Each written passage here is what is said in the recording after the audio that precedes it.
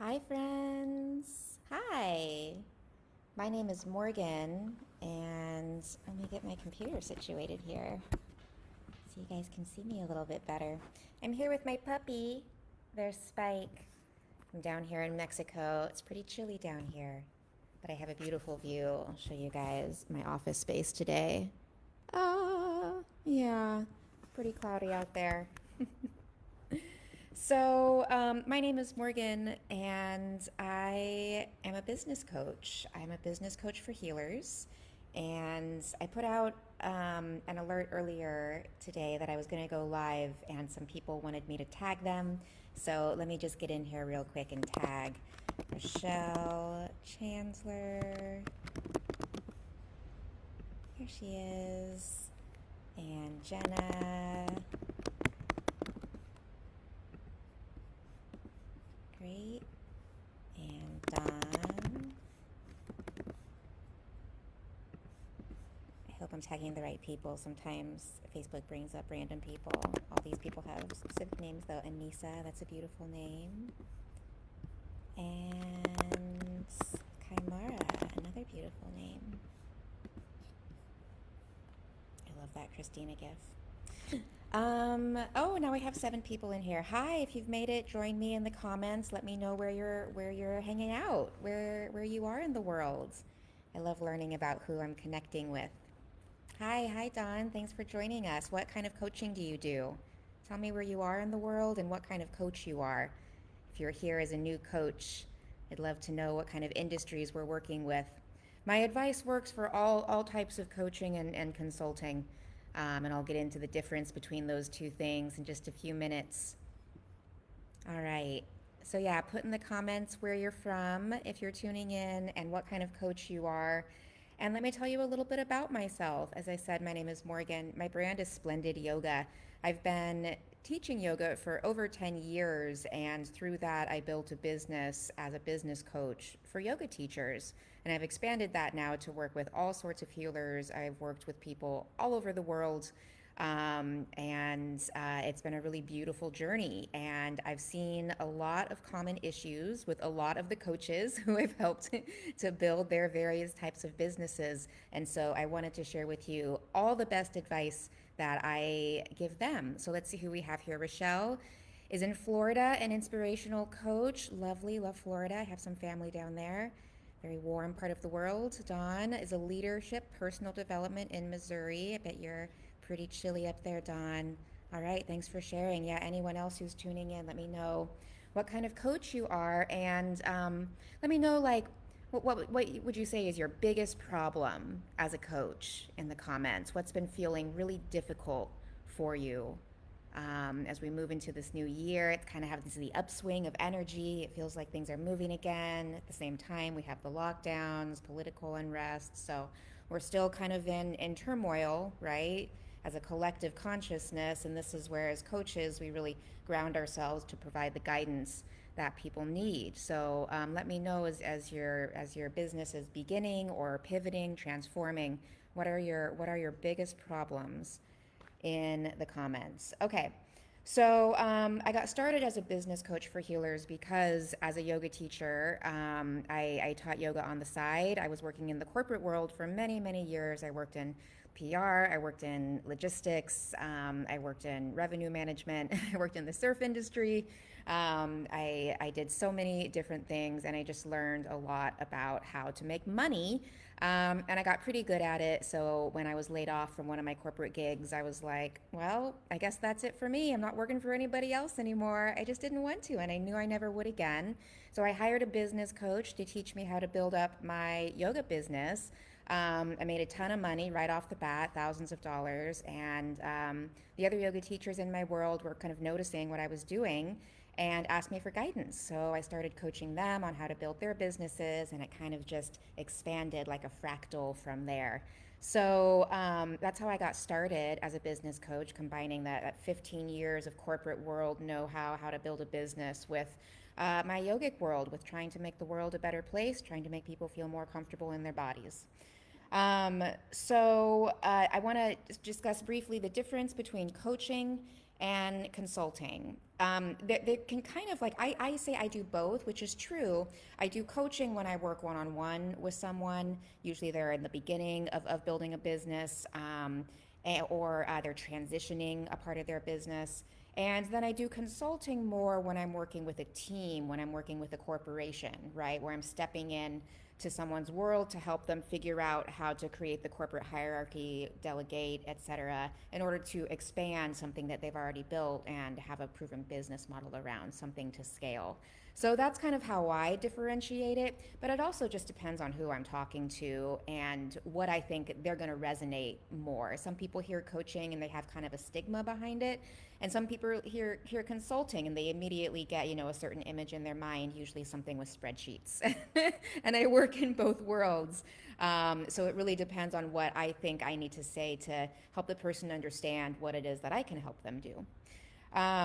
So for me in my business, I offer the one-on-one coaching. I offer the group coaching, the small group coaching, and then I offer evergreen courses as well. I offer my marketing courses. So as you're a coach, it makes sense that you're going to build up and scale, and it has to start with the one-on-one, because before you can build a course for hundreds of people, thousands of people, you have to do market research with like tens of people.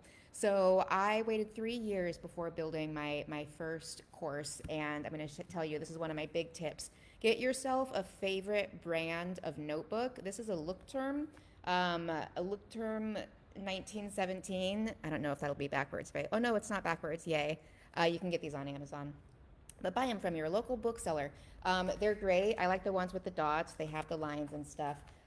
Every time I have a meeting, every time I have a live, I put it in one of these books. I have probably 15 of these at this point. Once a quarter, I'll go through my notes and look back at everything that I help people with, and I'll use that to inform where I need to put my energy in the next quarter. So journaling, note taking in something tangible, something that you can't lose to the cloud, also helps you pay attention during long meetings. But this is like pure market research. This is my Bible. These are the words that I use when I build courses. And this is what helps me understand the problems that are most cropping up. It helps me see the patterns in where I can be of service in terms of what people are coming to me. So everything is market research, whether I'm meeting on a discovery call with a client, whether I am doing a Facebook Live and doing some research to prepare for that. Everything goes in the market research book, and that becomes the Bible.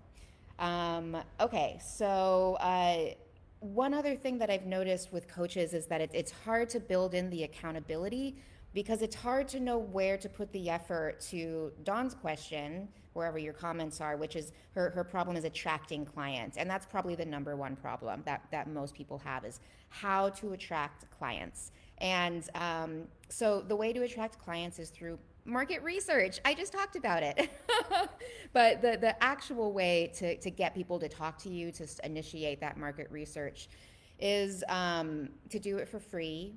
To start, just interview 2 to 3 people, ask friends of friends, hey, I'm doing this new thing in my business. Is this something that might be helpful for you? Can I interview you? Can I ask you a few questions about, how you would describe what your problems are? And then you use their words to pare it back in your marketing materials. And that's how you attract the clients. Because so often what coaches, including myself, everyone does it, what you end up doing is you put your marketing language in your own language, how you describe your problems, and that's not always the same as how your clients would describe their problems, right? Because they don't know as much as you, they haven't studied it, they haven't resolved the problem, they don't have the same language around it. So you have to learn the language of your client in order to attract your client. There's also a metaphysical element that you can bring into it, where you can go into deep meditation, whatever meditation practice you have, and then picture a lighthouse, like your golden light shining up, and just saying hey, whoever needs my help, I'm here. Just kind of sending it out into the universe is I'm ready for the next clients. If you have real clarity on who that client is, be specific about who that person is. I'm looking for someone, a female who's just starting to build their business or transitioning their business. They're this age, they really need my help. We're really aligned. It's so easy for us to work together. I'm here, I'm ready.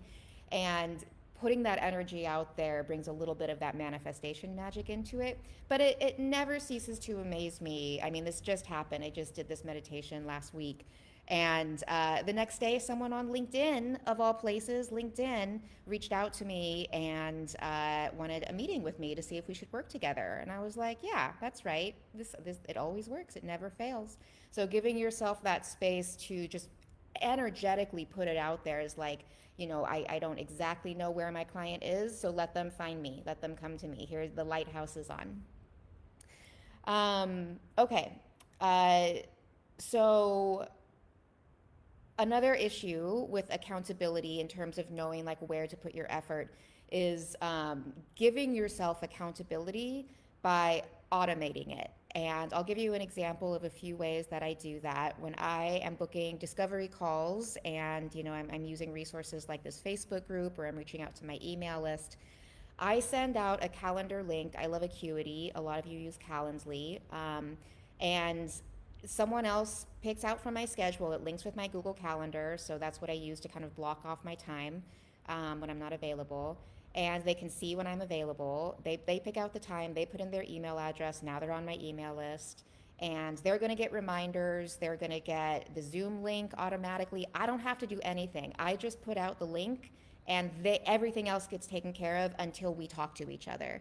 And like that's how easy you have to make it for yourself. It's like they schedule it, then you're talking. Anything in between is wasting so much time. You have to automate your accountability, everything. Hi, Yvonne. Let me check these comments. These are just coming through. Love the lighthouse metaphor because it is my logo. Oh, Dawn, that's so wonderful. That's very aligned. Yvonne says, this is so great, Morgan. Is there any way I can share this? Let's see. I think she does need to join the group, and then you'll be able to tag her. Or sometimes I'm able to download these and I put them on my YouTube channel. But I can send you to my YouTube channel. In fact, and my podcast as well. Let me put that in here because I talk a lot about this stuff on my podcast. Tell her to listen to the first season. And then I'll put my YouTube channel in there as well because I have a lot of business coaching videos up there, as well as a bunch of yoga videos since I'm a yoga teacher. Okay. So automate as much as possible so that you spend as little time as possible getting one-on-one with people, because it's having conversations, even on the phone or through Zoom, that you actually are going to sign your first 10 clients, right? You're not going to find them through great SEO. You're not going to find them through Facebook ads. You're going to find your first 10 clients through having a conversation with them and then going through, some sort of sales conversation call. There are tons of free resources out there that give you great information about how to have that sales call. If you'd like more information, you can DM me or put a comment here, and later on I'll go in and link to some of the resources about just how to go from conversation to them paying you for your services and having a happy working relationship together. Okay, what's some of my other great advice? Let's see. The day-to-day life of a coach, I divide my time into short-term marketing and income strategy, medium-term and long-term marketing and income strategy. And what that looks like for me is the short term is going to be interacting on places like Facebook, where within like one post, one comment, one DM, I'm talking to someone. So I can get someone in a conversation, and if it's an aligned relationship, then I get them into one of my programs. So it's a pretty quick effort. It's really short term. Usually when I'm ready to sign clients, like within a few hours of starting the process, like I'm already bringing in money. So I kind of have that down to an efficiency. Clubhouse, we've all been talking about Clubhouse. I'm on there. I'm at Splendid Yoga. Is another great place to really quickly cherry pick someone just by sharing some of your expertise. There's an implicit trust in there. This is why it's so successful, because there's an exclusivity to it right now, since you have to have the invite. So it feels like you're really going to be talking with experts, and there are a lot of really great resources on there. Okay, so the medium term would be like Instagram. It takes about 6 months to really get the following and the niche and the marketing language down so that it becomes an easier funnel. It's always going to happen in the DMs. For me, I use Instagram to keep in touch with my 20 something clients, my clients who are just graduating from college. And then email is another kind of like 6 month long strategy where it just takes that much time to get to the first 1,000 subscribers of people who are really invested in what it is that you're putting out there, and to like get into the habit of producing content and getting the marketing funnels and the marketing language, right? These things just take time. You got to have patience with it. And then the long term strategies would be like a podcast, right? Where you have to have it out for several months. You have to have launch strategy, this is another place where I use accountability, like Acuity scheduling, because in order to be sure that I actually put out content regularly for my podcast, I interview people. So I will put out posts. Like right now, I'm putting together a whole series on people who have paid off huge amounts of debt. And it's not a big time investment for me. It's about, less than a half an hour a day between recording it, editing it, and getting it posted. But it allows me to create a lot of content in a short amount of time that's going to serve for a really long-term purpose, because these stories are always relevant, right? Like how people pay off debt. I have another series, interesting ways that we make money. Just like constantly putting out content that other people help me create helps me stay in the marketing conversation in terms of, my offerings as a business coach. Dawn, what's the name of your podcast? You're in month 3 of your podcast. What's the name of it and how's it going? Um, okay. And then the other like long-term kind of business advice that I give to coaches is creating multiple income streams, like through affiliate relationships. An example of that for me is like I do live meditations on Insight Timer, where I have, if I get a certain number of downloads, if people listen to it, if they're commenting on it, I get paid. And I get paid every month. I have for years from Insight Timer. And I started doing live events where people actually donate, and I get to work with people all over the world, guiding them through meditations. It's really great. I've been loving it. So it's developing those kind of aligned relationships where it's another funnel, another easy way for people to make money, but more importantly, for you to put your important work out into the world as a coach. You need to find those channels where your audience is hiding. So for me, as a yoga teacher, as a healer, as a meditation instructor, Insight Timer is totally aligned. So there are these little niche social media pockets around the world where you can really tap into exactly where your audience is hanging out.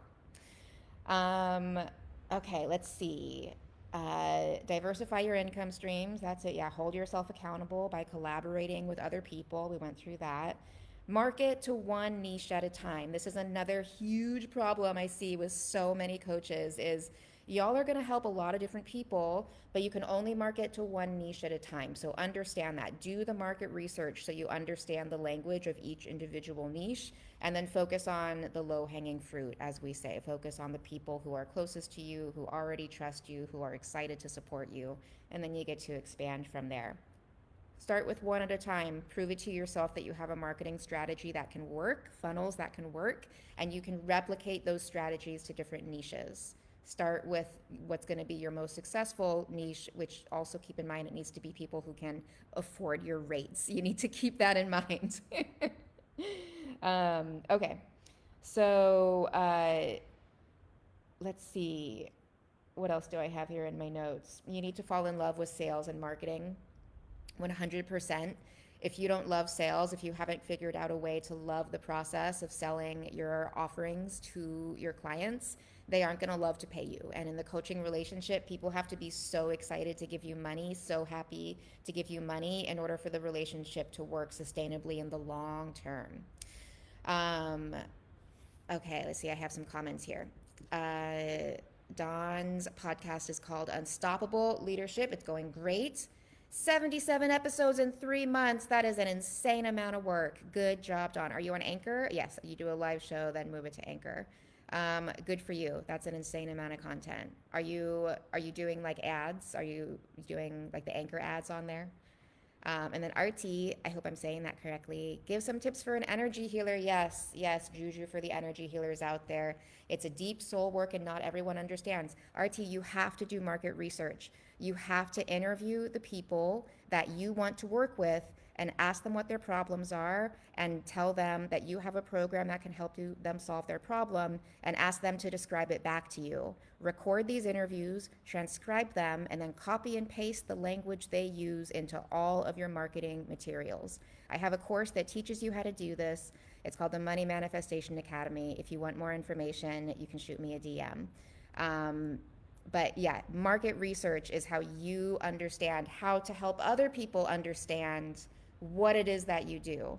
Because you might say deep soul work, someone else might say intuitive energy clearing. Someone else might say, I do psychic work. Someone else might say, I'm a healer.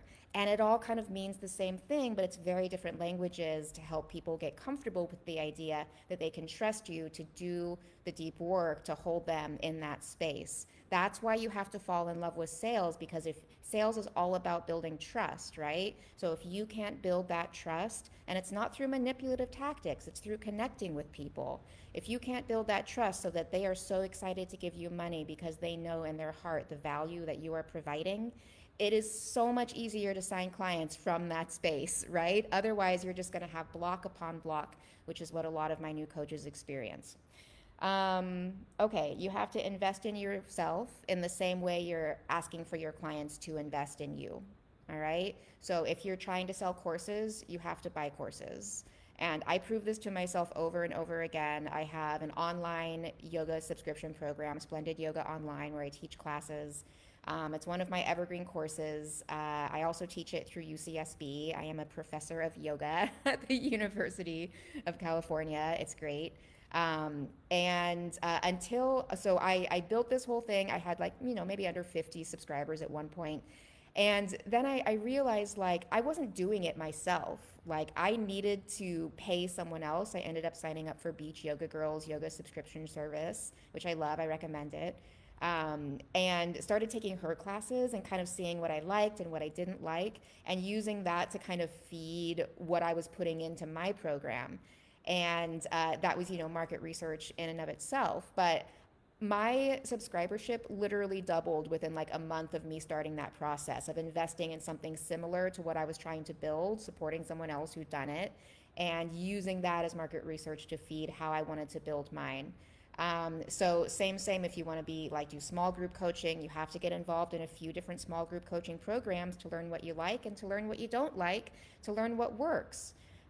Same thing with the one-on-one coaching. You have to hire a few different types of coaches to get real clarity on how you yourself want to do the work that is going to be most powerful for your people. All right, I've got to finish up here. I'm only in my last few minutes. So let me tell you guys about my master class. This Monday, 1/11, I am hosting a totally free webinar, the Ground and Grow Masterclass, how to use yoga and your Ayurvedic dosha to manage your money. I'm going to tell you how to create multiple income streams based on your personality type according to Ayurveda, which is the sister science to yoga.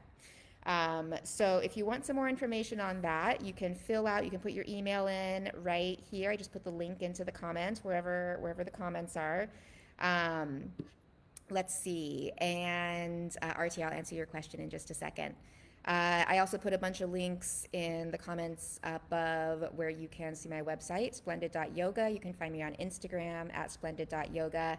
I'm on the Clubhouse, Splendid Yoga. And then find me in my Facebook group, the Manage Your Money Yogically Facebook group, where I give you guys personal finance and business advice. I also have a podcast that I put in the comments, the Manage Your Money Yogically podcast. I do a bunch of stuff. RT, does this mean testimonials of existing clients? Yes and no. Yes and yes. Yes, I mean testimonials. You'll be quoting them. You get testimonials from people you've worked with. But also, you're looking for keywords and phrases that someone else uses to describe what you're doing to put into your marketing language. DM me. I'm running out of time here. DM me and I'll give you more details. I'll send you a video about what I mean about that. Okay. Thanks for joining me, everyone. This was fun. This went by quickly. Go check out my stuff. Keep in touch. I'll see you guys. I'll see you guys around. Namaste.